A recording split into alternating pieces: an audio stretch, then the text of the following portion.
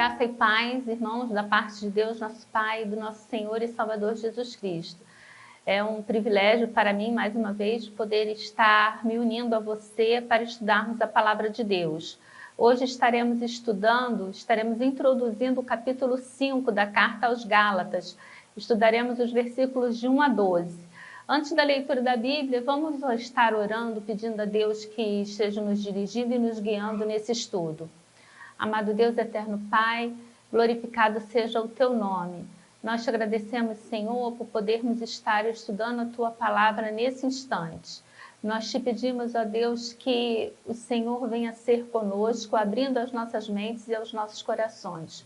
Que a qualquer tempo, ó Deus, em que esse estudo esteja sendo revelado, esteja sendo passado, que possa trazer revelações vindo do Teu Espírito Santo, Senhor, para as pessoas que estarão ouvindo. Que as nossas mentes e os nossos corações sejam abertos para ouvirmos e entendermos a Tua palavra e principalmente, Senhor, para colocarmos em prática no nosso dia a dia. É o que nós te pedimos e desde já te agradecemos em nome de Jesus. Amém. Irmãos, esse estudo de hoje, ele pode ser, se tivéssemos que dar um título, nós poderíamos dizer que é um estudo que fala da religião falsa e da religião verdadeira. Durante toda a epístola de Gálatas, nós vimos a polêmica ali que Paulo traz, defendendo ali aquilo que ele havia ensinado aos Gálatas, defendendo o cristianismo. E agora, nesses versículos que iniciam o capítulo 5, eles continuam de acordo com o teor que nós tivemos ao longo desses 4 últimos capítulos vendo. Paulo continua ainda batendo nessa questão de duas religiões, que o cristianismo é Cristo salvo, é Cristo crucificado, qualquer outra coisa fora disso é heresia. Paulo vai continuar dentro dessa linha de raciocínio. Sendo que Paulo vai dividir da seguinte forma, ele vai esboçar o contraste de duas religiões, uma falsa e uma verdadeira. E ele faz esse contraste 2 vezes. Nos versículos de 1 a 6, Paulo vai falar do ponto de vista daqueles que praticam a religião falsa. Então, Paulo vai estar falando para os praticantes da religião falsa. E os versículos de 7 a 12, Paulo vai estar falando do ponto de vista daqueles que pregam uma falsa religião. Então, Paulo vai estar ali batendo naqueles falsos mestres que estavam ali com o intuito realmente de desvirtuar a doutrina, a forma de pensar o evangelho e viver o evangelho dos Gálatas. Era isso que os falsos mestres desejavam. Vamos passar a leitura da carta, capítulo 5, versículos de 1 a 12. Fala o seguinte: para a liberdade foi que Cristo nos libertou. Permanecei, pois, firmes e não vos submetais de novo a julgo da escravidão. Eu, Paulo, vos digo que se vos deixar de circuncidar, Cristo de nada vos aproveitará. De novo testifico a todo homem que se deixa circuncidar que está obrigado a guardar toda a lei. De Cristo vos desligaste, vós que procurais justificar-vos na lei, da graça decaíste. Porque nós, pelo Espírito, aguardamos a esperança da justiça que provém da fé. Porque em Cristo Jesus nem a circuncisão nem a incircuncisão tem valor algum, mas a fé que atua pelo amor. Vós corrieis bem. Quem vos impediu de continuar a obedecer à verdade? Esta persuasão não vem daquele que vos chama. Um pouco de fermento leveda toda a massa. Confio de vós no Senhor, que não alimentareis nenhum outro sentimento, mas aquele que vos perturba, seja ele quem for, sofrerá a condenação. Eu, porém, irmãos, se ainda prego a circuncisão, por que continuo sendo perseguido? Logo está desfeito o escândalo da cruz. Tomara até que se mutilassem os que vos incitam à rebeldia. Que Deus abençoe sua palavra lida. Logo no primeiro versículo, irmãos, Paulo vai falar: para a liberdade foi que Cristo vos libertou. Permanecei, pois, firmes e não vos submetais de novo a um jugo de escravidão. Os melhores manuscritos dividem essa sentença em uma afirmação e uma ordem. Eu vou ler uma tradução aqui, olha. Para a liberdade foi que Cristo vos libertou. Isso é uma afirmação. Paulo está afirmando: Cristo vos libertou para a liberdade. O que Paulo está falando aqui? Na verdade, esse libertou, essa liberdade aqui, seria como se fosse uma alforria. Lembra, na época da escravidão, quando estudamos nos nossos livros de história, um escravo, para que ele pudesse ser livre, ele tinha que ter a alforria. Então é como se Paulo está dizendo aqui: Cristo vos alforriou, Cristo vos libertou. Libertou de quê? Do pecado? Não, nós não fomos livres do pecado, nós fomos livres da culpa do pecado. É disso que Cristo nos libertou. Então, Cristo nos libertou da culpa do pecado. E aí ele vai dar uma ordem, não é? Permanecei, pois, firmes e não vos submetais de novo ao jugo da escravidão. Porque o que os judaizantes estavam propondo para aqueles irmãos em Gálatas é que eles se submetessem novamente à lei. A lei, já tratamos aqui diversas vezes, ela é importante, a lei nos indica ali o caminho da cruz, a lei nos mostra o quão pecadores nós somos, mas a lei também, irmãos, ela nos escraviza, porque é impossível conseguir cumprir toda a lei. Então Paulo vai dizer, né, que a Bíblia vai deixar claro lá no Pentateuco, que era maldito todo aquele que não cumprisse qualquer item daquela lei. A lei ali composta eram 633, não é, leis. A lei toda era composta de 633 leis, e ele falava: se você deixar de cumprir uma, se você cumprir 632 e deixar de cumprir uma, você é maldito, você deixou de cumprir a lei. Lembra que nas aulas passadas, eu até aconselho quem não assistiu ir lá e poder assistir, mas nós falamos do vácuo. Ou você está com um café embalado a vácuo, ou você não está, porque se tiver um pouquinho de ar, do momento que você abre o lacro do vácuo e entra o ar ali, acabou completamente o vácuo, não tem como você voltar ali depois. Então, ou tem vácuo ou não tem vácuo. Ou você aceita Cristo como seu único e suficiente Salvador, ou você não está salvo. E isso Paulo ele vai deixar aqui bem claro para esses irmãos no decorrer aqui, logo no versículo 3, no versículo 4, Paulo vai dizer: da graça decaíste. No versículo 2, Paulo já vai dizer: Cristo de nada vos aproveitará.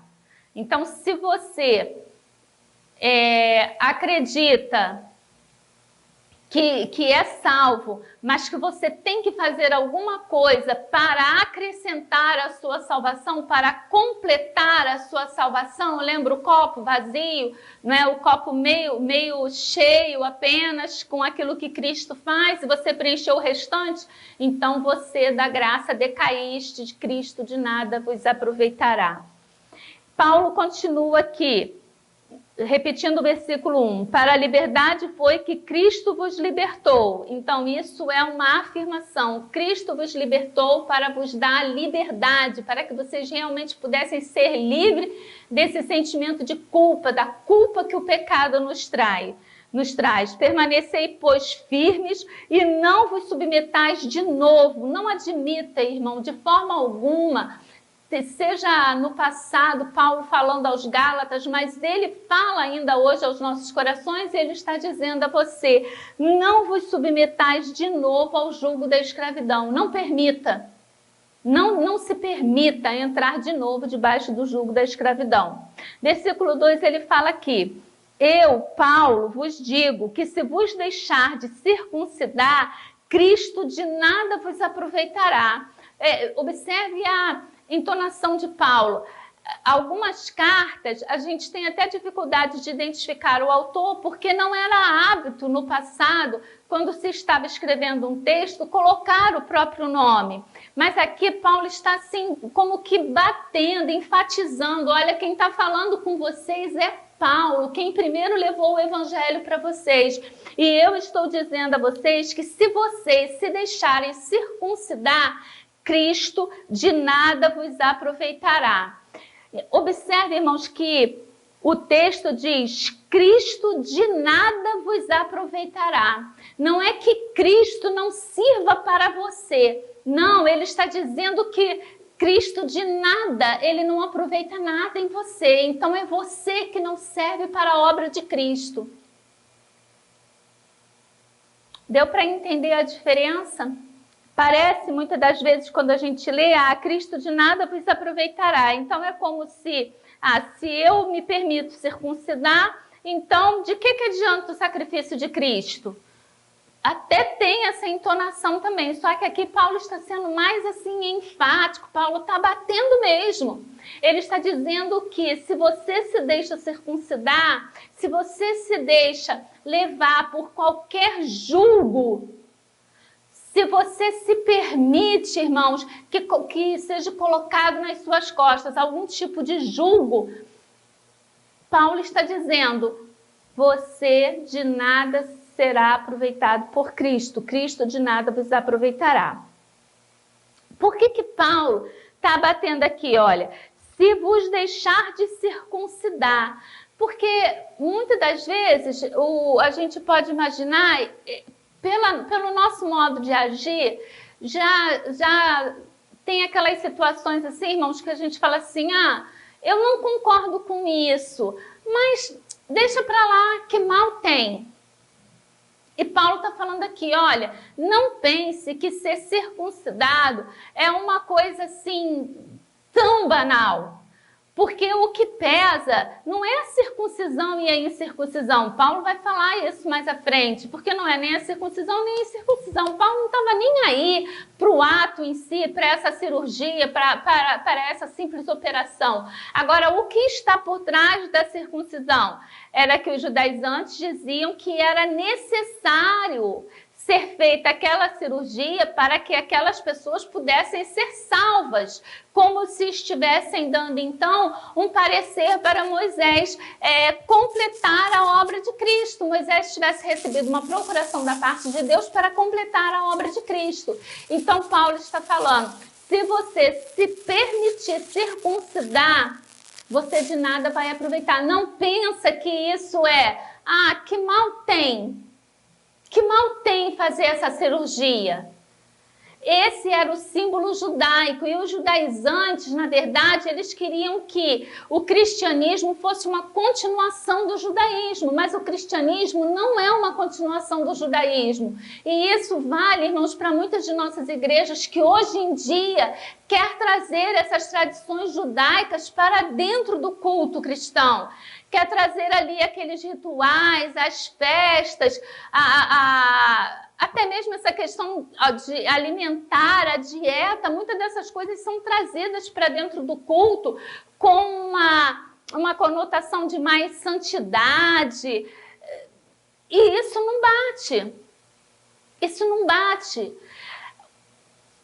A gente viveu aí uma época dentro de nossas igrejas em que mesmo que não fossem ritos judaicos, mas era como se assim, a gente pegasse determinadas coisas e batesse naquilo ali, firmando aquilo ali como se aquilo fosse o certo. E só quem pratica aquilo ali é que realmente está fazendo certo. Eu não quero entrar muito assim em detalhes, mas, tipo, tirar um dia da semana e só quem cultua naquele dia da semana é que está prestando o culto certo. Só quem se veste de determinada forma é que está se vestindo de forma adequada. E Paulo está dizendo, se você se submete a isso, Cristo de nada vos aproveitará.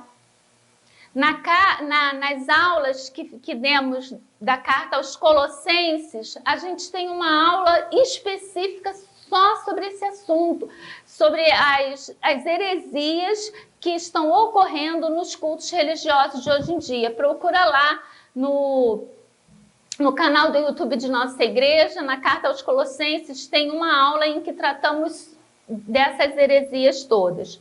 E Paulo continua aqui: de novo testifico a todo homem que se deixa circuncidar que está obrigado a guardar toda a lei. Paulo está falando, olha, não adianta você pegar um item da lei. Se você se deixar circuncidar, você tem que cumprir toda a lei, as 633 leis. É assim. E alguém conseguiu? Não, o único que conseguiu cumprir toda a lei foi Cristo.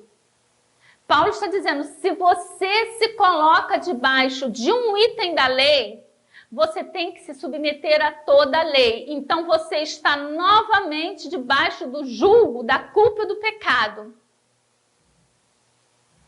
Isso é muito interessante, irmãos, porque muitas das vezes em nossas igrejas nós vemos isso. Nós ainda vemos isso. A pessoa chega lá no livro de Levítico e ela pega assim um item. Então, até algum tempo atrás, se batia muito, por exemplo, lá no item lá da lei que dizia que a mulher não deveria vestir roupa de homem, que o homem não deveria vestir roupa de mulher. Só que naquela época eles até se vestiam como que iguais, havia diferença na roupa, é claro, mas era tudo aquelas vestes compridas. E, no entanto, quando a igreja trouxe isso, a igreja foi lá, entre todos os itens da lei, ela pegou, a mulher não pode vestir roupa de homem. O que é roupa de homem? É a calça comprida. Então, a mulher é proibida de usar calça comprida.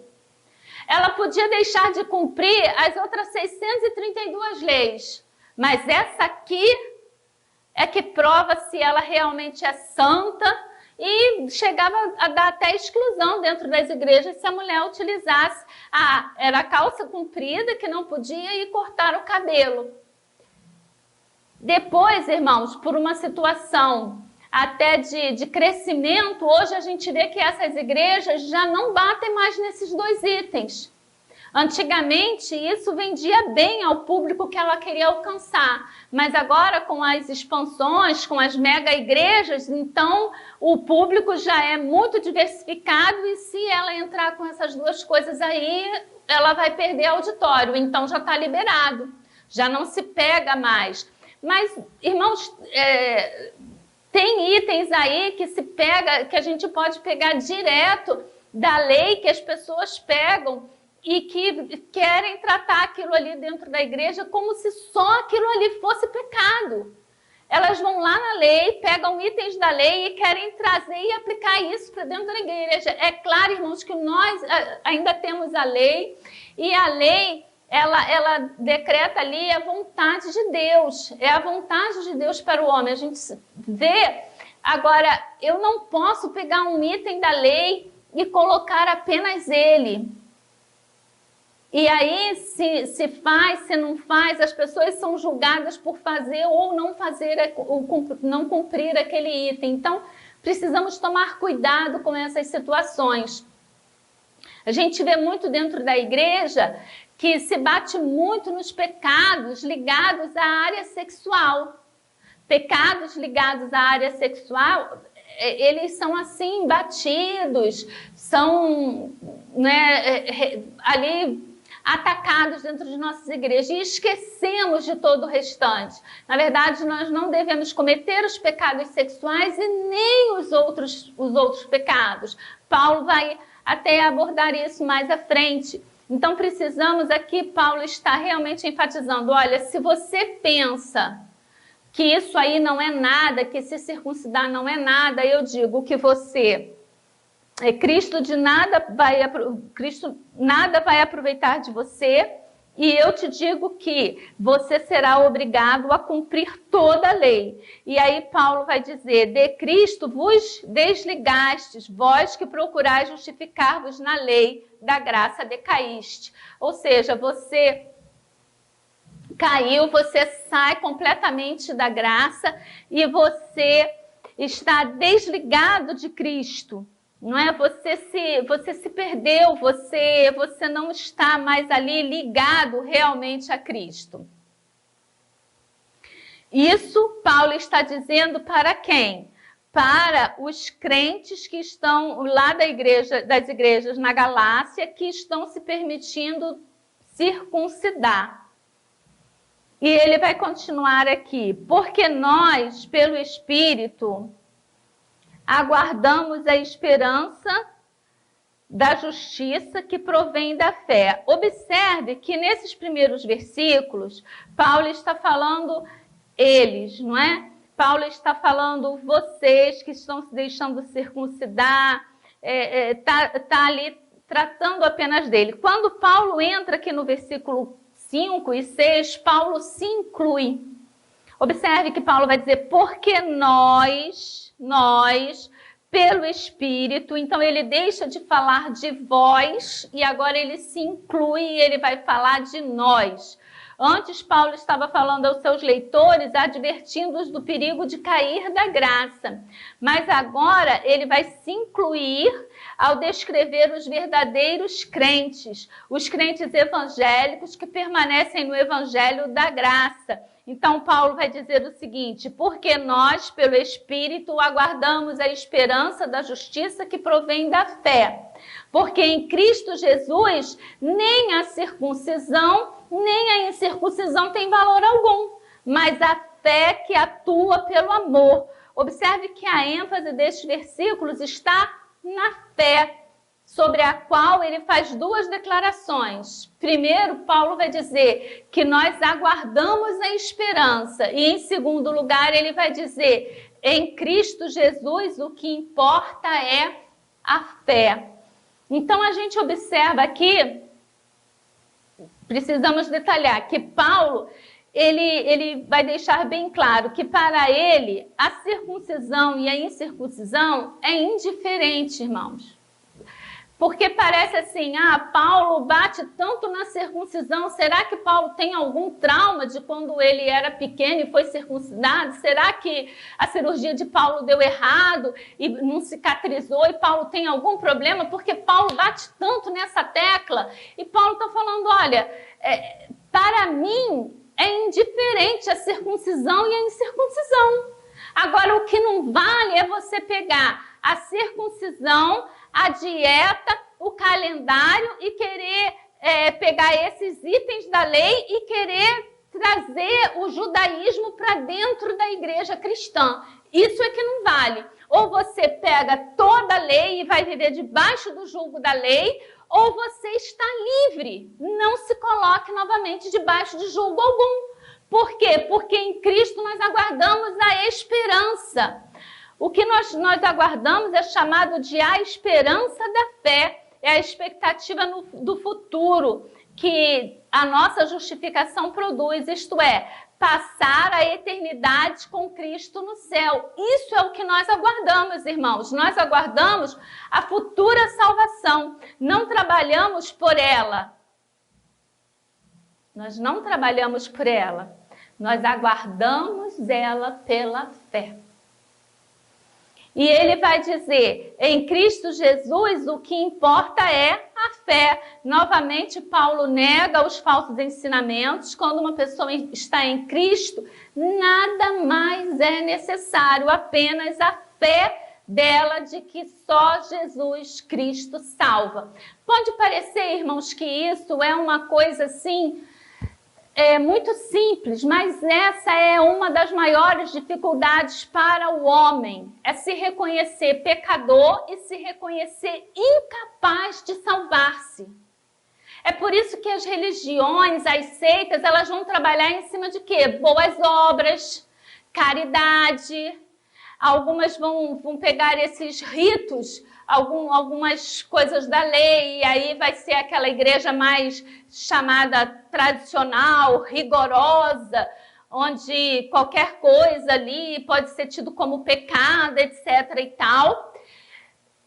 Porque eles querem, na verdade, buscar uma forma de salvar-se. As pessoas que são rigorosas, no fundo, elas pensam o quê? Que aquele rigor delas, aquele rigor no qual elas vivem, vai santificá-las e elas vão estar mais perto de salvar-se. Aquelas que querem fazer trazer a salvação, alcançar a salvação por meio de boas obras, elas acham o quê? Que fazendo boas obras elas conseguem comprar ali o seu passe para o céu.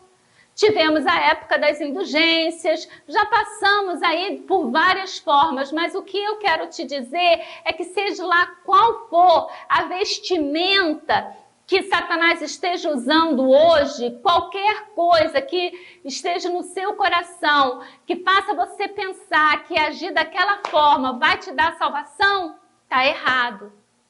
A única forma pela qual nós podemos ser salvos é aceitando a Cristo como nosso único e suficiente Salvador. E novamente eu afirmo, pode parecer uma coisa simples e banal, mas é uma das coisas mais difíceis para o homem, para a humanidade. Reconhecer-se pecador, reconhecer que ele é errado, reconhecer que ele é impuro e reconhecer que por ele mesmo ele não alcança a salvação. Mas Paulo agora, a partir do versículo 7, ele começa a atacar os falsos mestres. Dos versículos de 1 a 6, Paulo usou os pronomes vós e nós. Vós, os falsos crentes, e nós, os crentes verdadeiros. Não é? Os falsos crentes que desejam acrescentar a circuncisão à fé, e nós, os verdadeiros crentes, que nos satisfazemos só com Cristo e só com a fé. Agora, o contraste é entre ele, o falso mestre que vos perturba, e eu, o apóstolo, que estou lhes ensinando a verdade de Deus. Então, Paulo, na primeira parte, ele está falando de vós que quereis circuncidar-vos, nós que aguardamos a esperança na fé, e agora ele vai falar ele que vos perturba, ele que vos desviou, tanto que tem um versículo que Paulo vai dizer, vocês estavam no caminho certo. Quem vos desviou?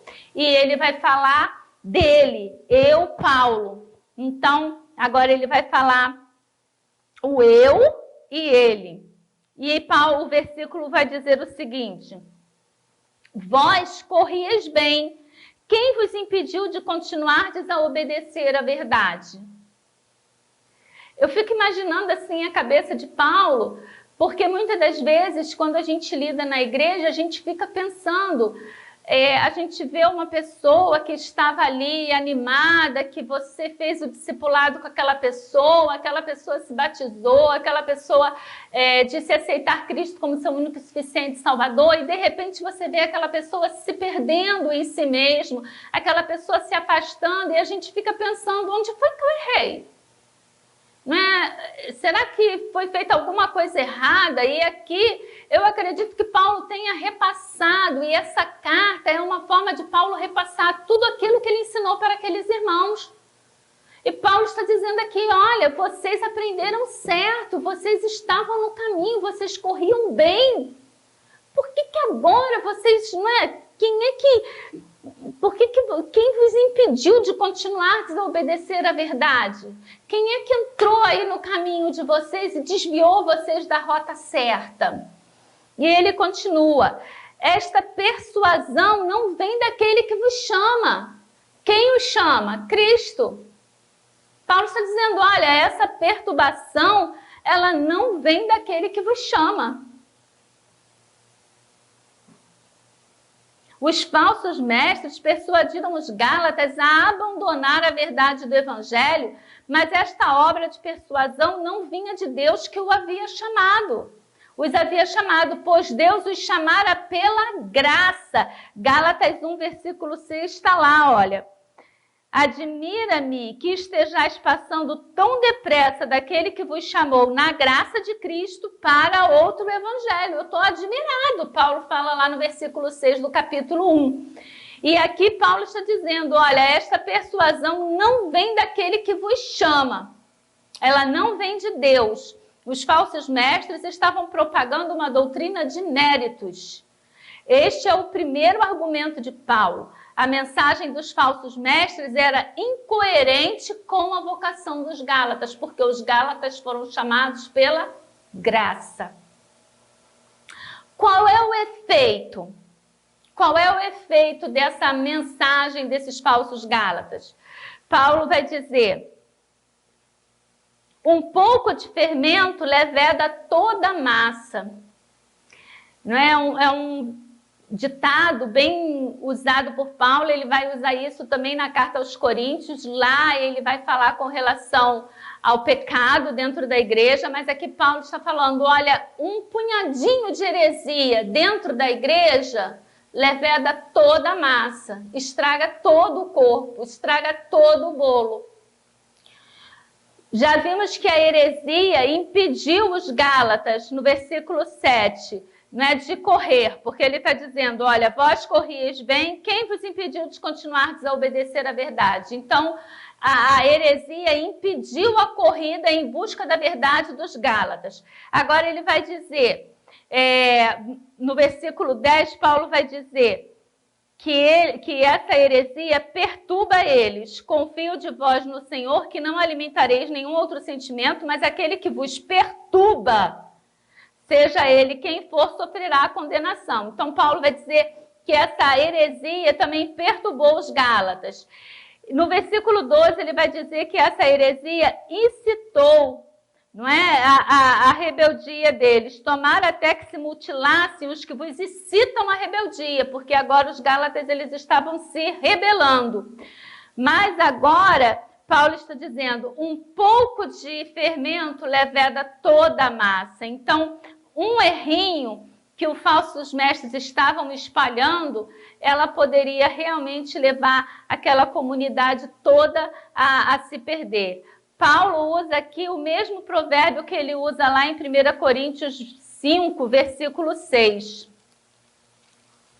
Paulo diz, não é boa a vossa jactância, não sabei que um pouco de fermento leveda toda a massa? Então, ele está usando o mesmo ditado, o mesmo dito popular que era utilizado naquela época. Uma das coisas mais sérias acerca do mal e do erro é que ambos se espalham. Assim, devido à causa e ao efeito da falsa doutrina, porque ela não vinha de Deus e porque a sua influência estava se espalhando, Paulo estava determinado a resistir-lhe. E qual seria o fim dessa heresia toda? Paulo continua aqui. Confio de vós no Senhor, que não alimentareis nenhum outro sentimento, mas aquele que vos perturba, seja ele quem for, sofrerá a condenação. Então, Paulo aqui, ele tem certeza absoluta que aquela pessoa que está perturbando, aquela pessoa que está desviando os irmãos da igreja ali na Galácia, das igrejas na Galácia, ele vai sofrer a condenação da parte de Deus. Ele já sofreu a condenação da parte de Deus. E Paulo está dizendo também que o que ele deseja é que aqueles irmãos não alimentem nenhum outro sentimento com relação àquela pessoa que os perturba. E interessante é que Paulo vai dizer aqui, seja ele quem for. Então parece até que Paulo sabe quem era essa pessoa, quem eram essas pessoas e quem era o líder deles. E parece que era uma pessoa influente, porque Paulo vai estar colocando, seja ele quem for, sofrerá a condenação. Então não vai ter escapatória, não vai ter assim, colher de chá por ele ser quem ele é, ele vai sofrer a condenação. E isso a gente aplica, irmãos, trazendo para esses líderes religiosos que levam as igrejas as mais diversas, a cometer as mais diversas heresias, a se desviarem completamente, teologias como a da prosperidade, que a gente pensa que é uma coisa antiga, velha, passada, mas não é. Elas só mudam a roupagem. Satanás só muda a roupagem. As coisas continuam atacando os crentes da mesma forma. E ele vai continuar aqui. Eu, porém, irmãos, se ainda prego a circuncisão, por que continuo sendo perseguido? Logo está desfeito o escândalo da cruz. Quando Paulo está aqui dizendo se ainda prego a circuncisão, porque continuo sendo perseguido, acredita-se que aqueles falsos mestres, eles estavam inclusive dizendo que,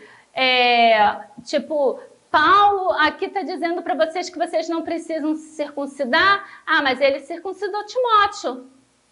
Então Paulo está pregando uma coisa aqui para vocês e Paulo está pregando outra coisa lá.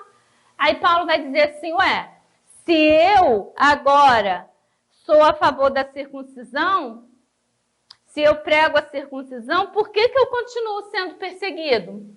Por que essa raça aí continua me perseguindo, continua me perturbando se eu prego a circuncisão? Aqui também vai fazer uma relação com a nossa aula passada, com relação a Isaac e Ismael. Lembra que dentro da analogia de Paulo ali, Ismael perseguindo Isaac, porque, irmãos, os líderes verdadeiros da igreja cristã, a igreja cristã, ela sempre vai ser perseguida. Mas nós, inclusive, falamos na aula passada, geralmente nós não somos perseguidos pelo ímpio, nós somos perseguidos pelo irmão. Quem perseguiu Isaac não foram outros povos, foi Ismael. Ismael ali dentro daquela analogia que Paulo faz é quem estava debochando, é quem estava perseguindo Isaac. Então agora a gente pode novamente pensar aqui, quando ele está dizendo que por que eu continuo sendo perseguido? Paulo continua sendo perseguido porque ele pregava o evangelho verdadeiro. Então sempre tem os falsos mestres pregando um falso evangelho que querem perseguir aqueles que pregam o verdadeiro evangelho. E aí Paulo vai dizer, logo está desfeito o escândalo da cruz. Qual é o escândalo da cruz? O escândalo da cruz, para o judeu, a cruz, ser morto numa cruz era escândalo. Admitir que se era um pecador e que aquele que morreu na cruz é quem poderia salvar, para eles isso era escândalo. Para os gregos, Paulo vai dizer que era loucura. Para o judeu, era um escândalo. E Paulo está dizendo, se eu prego a circuncisão, então está desfeito o escândalo da cruz, não tem mais escândalo. Não estou mais pregando Cristo como suficiente para a nossa salvação. E ele vai dizer, tomara até que se mutilassem os que vos incitam à rebeldia. Em algumas traduções vai dizer, tomara que se castrem, né? Pregam tanto aí a circuncisão, se errar a mão, né, e ficam logo castrados. A gente vê aqui, é como se Paulo estivesse aqui utilizando um salmo imprecatório, né, quando se pedia justiça, se queria ali justiça para alguma coisa, e aí o salmista entrava, pega os filhos dos babilônios e dá com a cabeça dos filhos do Babilônio nas pedras. Não é algo que realmente nós possamos desejar ou querer. Mas, irmãos, diante da heresia, diante de falsos mestres, é necessário que nós realmente, assim, nos revoltemos, que nós nos posicionemos com relação à heresia, com relação a falsos mestres dentro de nossas igrejas. Nós não podemos pensar, que mal tem, isso aí não importa, isso é muito insignificante. Nós vivemos num século, irmãos, de tolerância, onde as pessoas gostam de aproveitar o melhor de ambos os mundos. A pessoa quer aproveitar o melhor da igreja e quer aproveitar o melhor do mundo. Elas detestam ter que escolher. Comumente se diz que não faz diferença o que as pessoas creem, contanto que sejam sinceras, e que é falta de sabedoria esclarecer demais as questões ou focalizá-la com demasiada severidade. A religião do Novo Testamento é muito diferente desta perspectiva mental. O cristianismo não nos permite ficar sentados em cima do muro ou viver em confusão mental. Ele insiste conosco para que sejamos definidos e decisivos e que escolhamos especificamente entre Cristo e a circuncisão. Então, ou você aceita Cristo como seu único, suficiente Salvador, ou você está perdido. Ou Cristo de nada vos aproveitará e você caiu da graça de Cristo. Que Deus possa estar te abençoando, que esse estudo de hoje possa levar você a uma séria reflexão a respeito daquilo em que você realmente acredita e que nós possamos sempre, irmãos, estar aptos, a exemplo do apóstolo Paulo, para combatermos as heresias, a religiosidade dentro de nossas igrejas. Que o Espírito Santo esteja falando cada vez mais ao seu coração. Amém.